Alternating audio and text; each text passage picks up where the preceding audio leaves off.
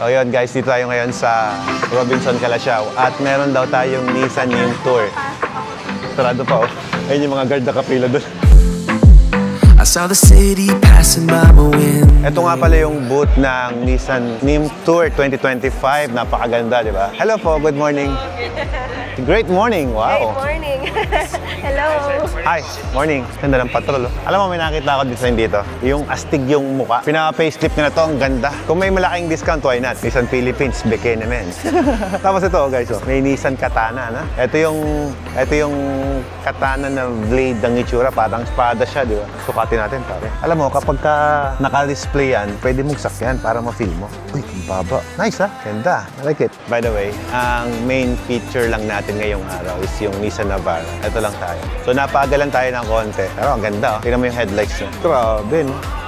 Sobrang solid yung headlights. Yung mukha niya, parang yung Nissan Patrol na rin, eh. Ganda. Futuristic din yung design. Hi guys! Welcome po sa Nissan Intelligent Mobility Tour 2025. At ngayon, i-featured natin ang Nissan Navara.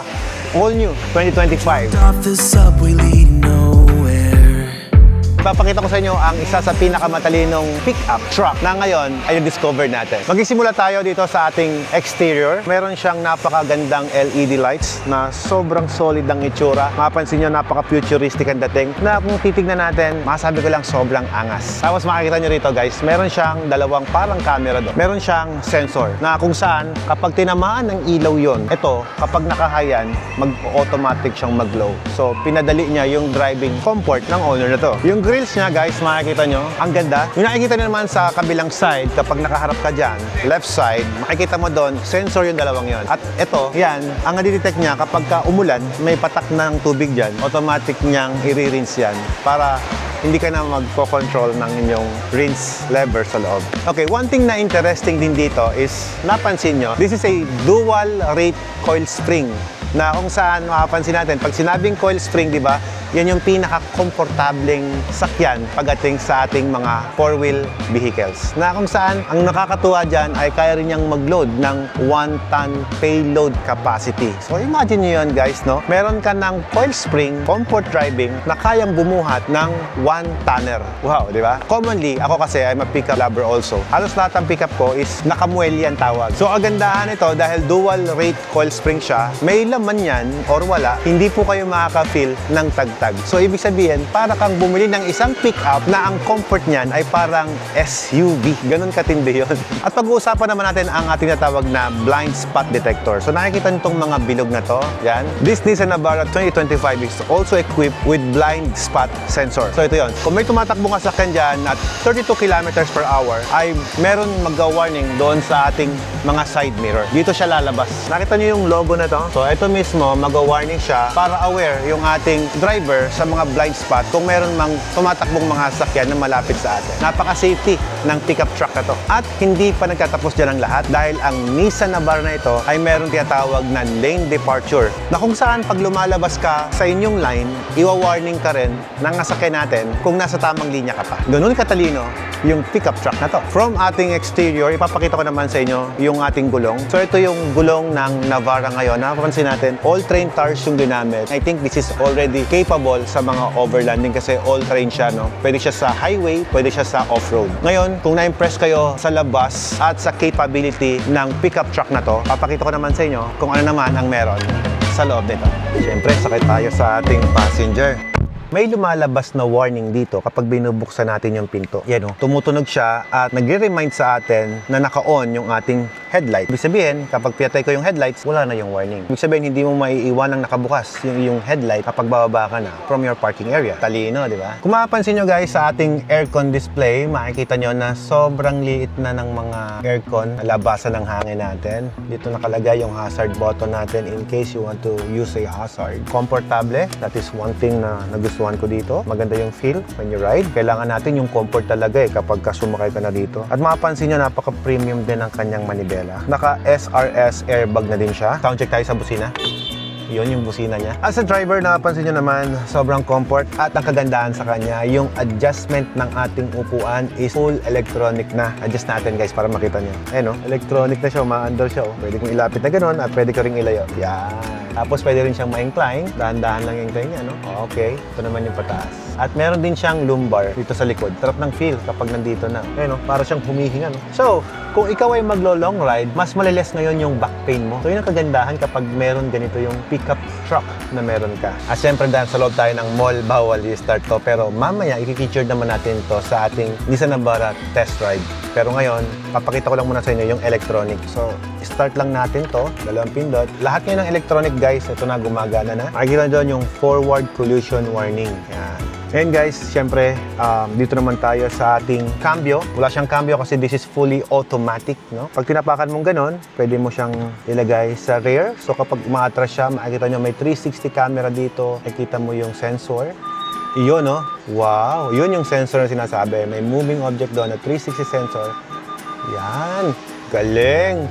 So, ganun katalino yung kotse na to na kung saan pag may naglalakad na tao doon, mag-warning agad siya sa driver. Check surrounding for safety. Tsaka ang ganda pag umaatras ka, kita mo na yung likod, kita mo na yung gilid, pati yung harap. Dito naman sa ating gear selector, meron siya tinatawag na ship on fly. Ganun mo lang siya, lagay mo sa drive, and then pasok mo dyan. So ito ngayon guys, makikita mo, pwede kang mag-manual dyan. Ito yung forward, ito yung decrease. Kumbaga, pag gusto mong bumilis, forward, and then pag gusto mong bumagal, backward mo lang. So pag gusto mong mag-manual at mag-automatic, so it's up to you. Pwede dito. At kung gusto mo naman na padalihin na lang ng pagkakambyo mo, adi, yan na yan. This is the automatic and this is a manual. Dinesign na yung Navara na to para sa lahat ng tao na gustong mag-manual at mag-automatic. Pagdating naman dito sa ating handbrake, naglagay pa rin tayo ng manual handbrake dito para mas in control pa rin yung ating driver. Kasi ako, honestly, mas gusto ko pa rin yung ganitong manual compare sa mga pinipindot-pindot. Kasi kapag more on electronic yung mga sasakyan na ginagamit natin, mas nagiging sensitibo yan. Of course, the more simple yung sasakyan, mas nagiging mas madali ang maintenance at mas madali siyang gamitin. Kasi most of the driver here are sanay naman na sa dating traditional na mga sasakyan. Yung pagiging simple niya actually, yun yung para sa akin, on my own opinion naman, yun yung nagpaganda sa kanya. Parang simple, pero ito tinatawag nating advantage and more reliable dahil meron tayong handbrake na ganito. And more especially, kapag ikaw ay nag-off-road or nag-overland, mas maganda pa rin na meron kang handbrake na manual. At pagdating naman sa ating 4-wheel drive, kailangan mo siyang i-activate dito. Sa 4H natin, ito yung gumagana na lahat yung gulong natin sa likod at sa harap. So this is also a ship on fly na 4x4. So 4x2, 4x4 high, and then 4x4 low. Para ma-ship mo siya dyan, kailangan mo siyang i-push and then dali mo dun sa high. Pag i-activate mo yung 4x4 low, yan. So ito, kagandahan nito, kapag kailangan mo ng sasakyan na mas malakas ang torque, pag ahonan na, kumbaga parang nilakihan mo yung gearing para mas mabilis kang umahon. More on off-road and slow capability yung kayang gawin nito. Kaya mas makakaahon ka sa mga obstacle. Pero ito naman yung 4x4, kapag fast pacing ka, for example, nasa desert ka, nasa mabuhangin ka, yan, para maiwasan mo yung paglubog, kailangan mo kasi ng momentum doon. Ito naman yung nire-recommend namin na dapat naka 4H high ka. Pero kung medyo rocky, mataas, steep yung ahonin mo, siselect mo naman siya dito sa 4H low. Yan.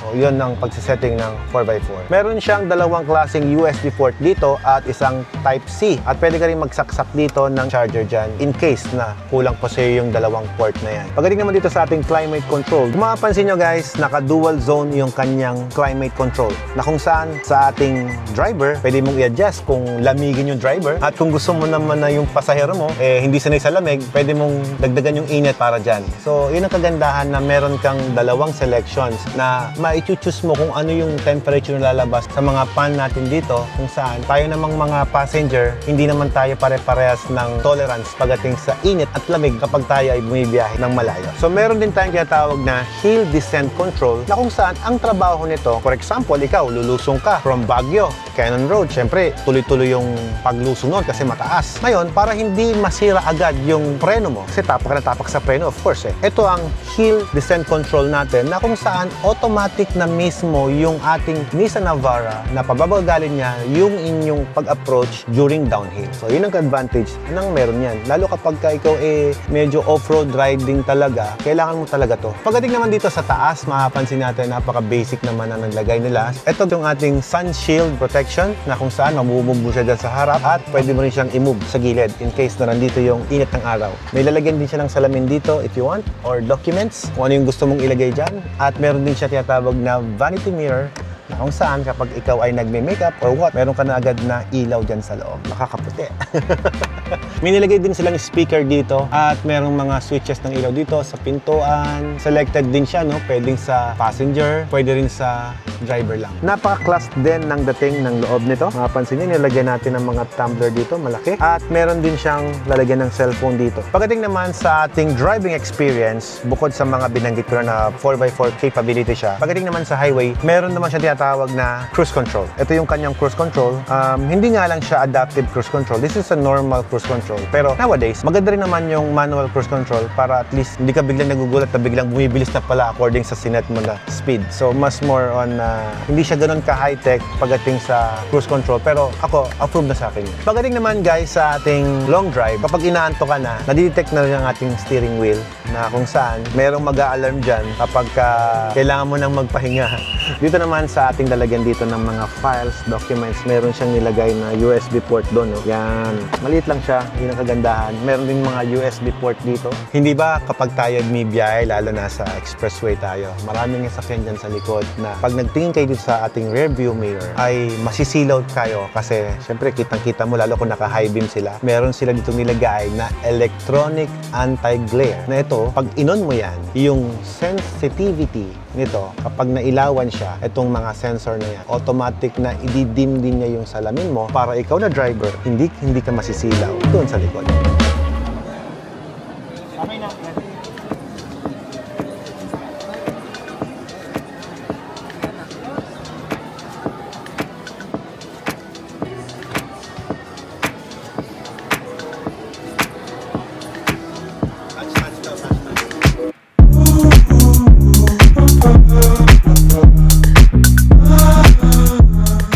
Sarap talaga pagka gusto mo yung kotse. Makita nyo lang sa akin na ito talaga yung gusto nyo, sir, ha? Oo. Okay. Abangan nyo lang guys yung video na to sa Nissan Philippines kasi doon nila ilalabas to. Meron pala tayong test drive nitong bagong Nissan Navara at dito may i-actual na natin ngayon kung ano ba yung mga pinagsasabi ko doon kanina sa loob ng mall. Ito na siya, excited ako. Okay, let's roll. Sir, diretso lang tayo, sir, no? Ganda, oh, tinan nyo, oh. Effective, oh. Very effective yung camera 360 nila. Maganda yung manibela niya, saktong-sakto lang yung lambot niya. Hindi masyadong malambot, hindi masyadong matigas. Eh, tama-tama naman yan kasi kapag nag-off-road ka, kailangan mo talaga ng medyo stable na steering wheel. Kamusta mga kamanibela? Ayos lang po ba kayo dyan? May kasama pa tayong magaling na videographer. Ayan, shoutout naman, bro. Ano pangalan mo, pare? Migs mo. Si Migs, yan. Kasama si Migs. Tsaka yung ating navigator. Jason, sir. Oh, Jason! Kumusta? Oh, may kasama tayong isang videographer na naka-DJI Osmo. Ayan, oh. You do. Pwede ko ba birahin? Oo, sir. Wow, sarap, oh. Wow. Ganda. Siyempre, I need to feel it para masabi ko naman yung aking opinion, di ba? Medyo maamo siya. Kasi ako, sanay ako mag-drive ng mga V8 engine, you know. Para sa akin, medyo maamo itong feel pag sa pick-up. Pero malakas siya. Parang yung power niya nasa bandang dulo. So, meron tayong ino-organize na 4x4 overlanding kasama ng mga Navara Nation of the Philippines. Ayan.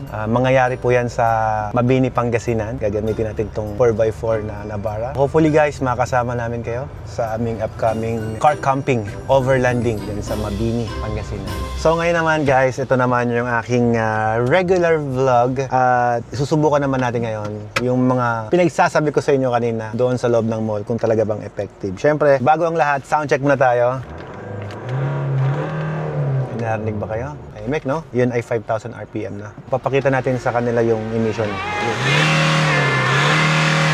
Mayroon akong binomba na 5,500 RPM at nakita naman natin walang ka-smoke-smoke. So, ibig sabihin talagang this car is environmental friendly. Hindi po siya smoke belching dahil brand new pa rin. Pero yung Navara ko 5 years ago, hanggang ngayon naman hindi pa rin mausok. Ako na nagsasabi sa inyo guys na ako mismo ay member ng Navara Nation of the Philippines. At isa yan sa pinaka-active na group community dito sa amin sa Pangasinan. At mahilig yan mag-charity at mag-overlanding. At ngayon dahil sa mukhang may panahon na naman para magkaroon tayo ng bago nating Navara, discount na lang baka naman. Okay, test ride na natin. Ito yung binabanggit ko sa inyo kanina pa na shift gear natin. So ayan yung drive niyan, at kapag gusto mong laruin, ito na. So, lumabas dito yung manual mode. So, manual mode muna tayo. Ay, wow! Wow! Iba pala yung power niya pag manual mode. Kaya naman pala, medyo maamo yung sinasabi ko sa inyo kanina. Sabi ko, bakit ganon? Parang ang amo ng ating sasakyan kapag ka naka-direct drive siya. Ayun pala, pag manual mo, dun mo mafe-feel yung aggressiveness ng sasakyan. Isa masabi ko, guys, kapag sinakyan mo to, parang very stable talaga yung mafe-feel mo.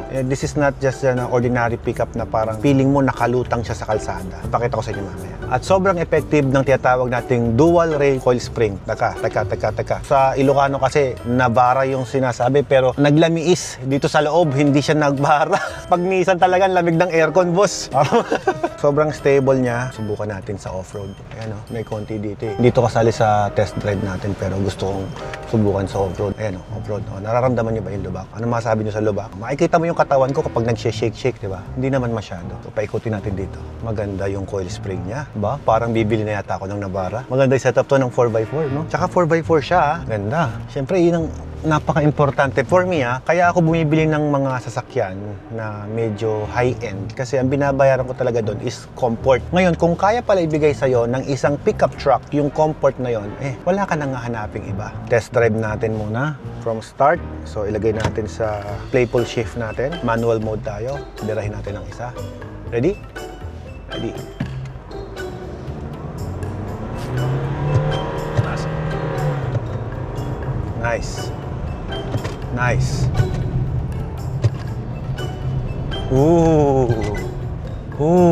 Nice. Galing. So, napansin ko medyo mas agresibo na siya kapag manual drive mo siya. Pero in fairness maganda siya. Lagay natin yung kanyang steering.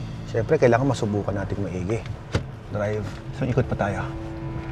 Ganda. Okay, isa pang challenge. Tignan natin kung mararamdaman natin dito.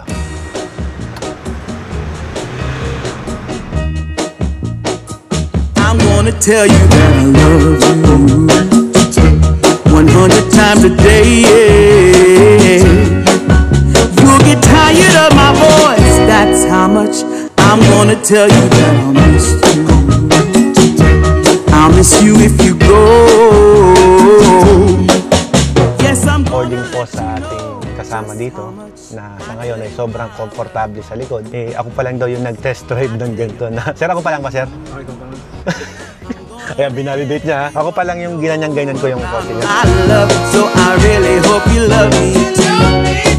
Yeah, I really hope you love me too.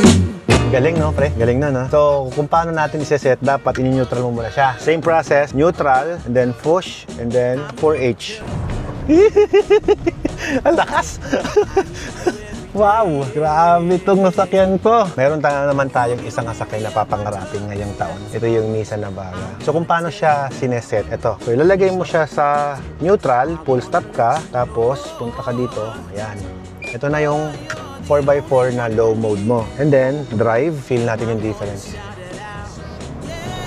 Woo! Lakas! Ang lakas na komportable. Galing nito. Ang galing, meron siyang check surrounding na lumalabas. No? May sensor talaga siya doon, no? Kapag kami malapit.